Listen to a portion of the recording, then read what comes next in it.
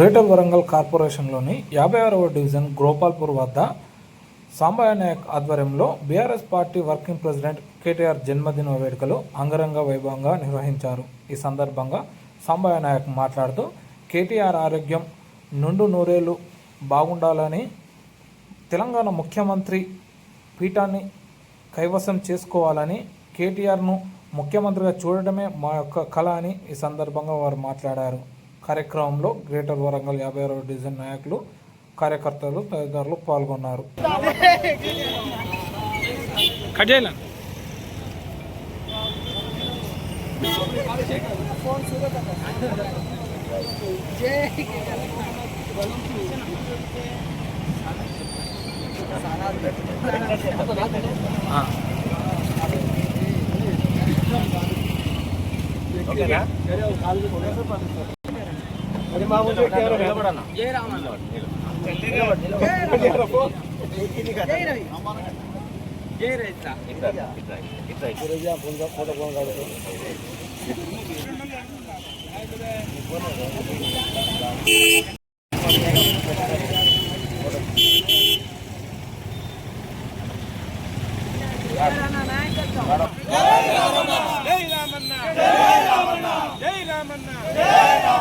Happy birthday Ramanna, KTR గారి నాయకత్వం, రామన్న నాయకత్వం, జై టీఆర్ఎస్, జై టీఆర్ఎస్, జై తెలంగాణ.